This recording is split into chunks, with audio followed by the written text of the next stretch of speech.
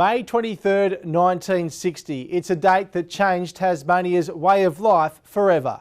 I say good luck to this station. May it prove an excellent venture. A few months earlier, Winston Henry was one of 8 staff busily preparing for the launch. The equipment had to be installed in the studio, the equipment had to be installed in the transmitter building, and that hadn't arrived. The tower was at the foundation stage, so that had to go up. Weeks before the launch, a test pattern was shown. News was also fast-tracked. Pictures of Hobart's tram disaster and flooding in the city and Derwent Valley were broadcast. Everyone rushed home to see the first transmission. And of course, people were standing in the streets outside shops that had TVs in the window just watching test pattern.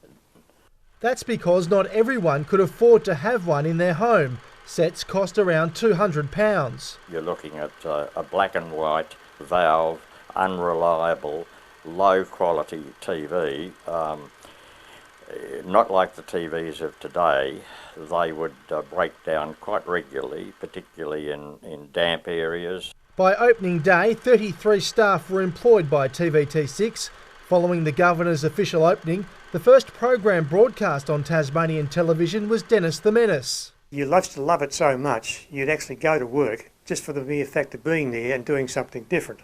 The early days of television was described as one big family. That's something Bruce and Christine Woods can vouch for. The married couple of 43 years met on station. She didn't like me particularly. She thought I was a bit brash when I first started there. I thought, who do you think you are? And now we're married.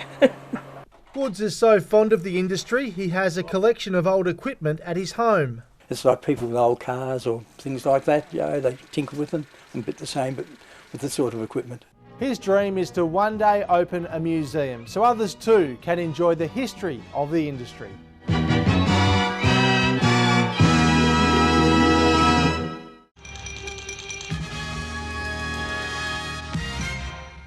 So many television programs have come and gone over the last 60 years, but the one constant for viewers has been the nightly news. TVT News Time.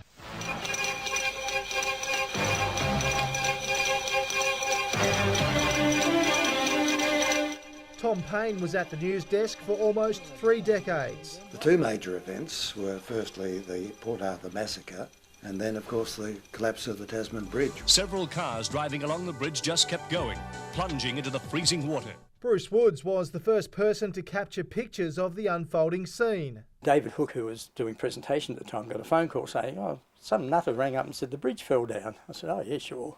A few years earlier, Woods' wife Christine took a phone call in the TVT6 newsroom. And a man said to me, they found the Blythe Star survivors. Tony King's face may not be a familiar one, but he, along with many others, have brought you the pictures you've seen each night. It's one of the best things in the world, I reckon. You know, you're there when things are really happening. The Franklin River, the forestry, blockades, the bushfires, floods, you name it, we've covered it.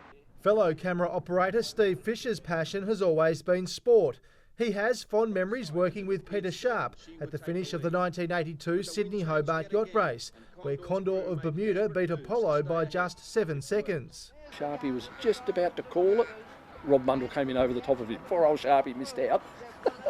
That vision and that commentary went all around Australia for promos for 12 months. To this day, Payne is still asked what he wore under the news desk. Think about it this way, you're in a big tin shed, 100 degrees outside, lights that are beaming down on you. What do you think you wore under the desk? Not much. He read his last bulletin almost 20 years ago. It's changed, the world has changed. It'll never be as it was. Why would it be? So remember the good times.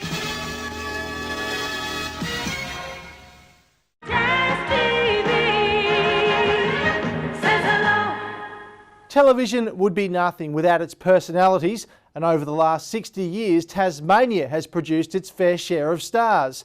Richard Moore got his start alongside one of his best mates, Bob Cook, on Saturday Morning Confusion. The outside coals on a Saturday night.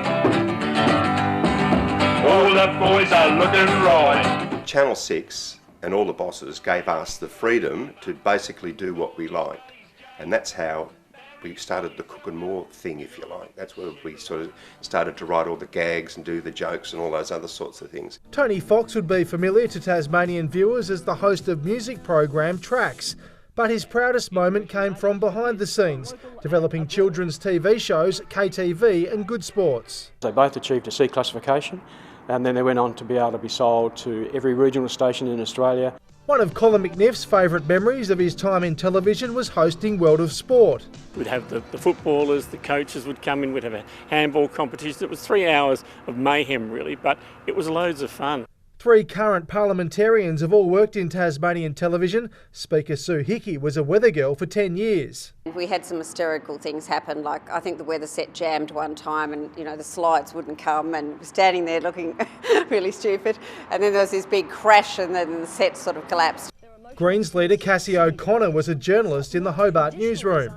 That job just helped me fall in love with this place, and it gave me a really, you know, a feeling inside that I never wanted to leave here and I wanted to be part of this island's future.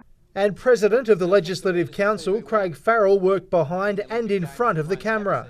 Even to this day, I think all of us that work there still feel like we've got that almost a family bond. It was just such a great place filled with so many great people.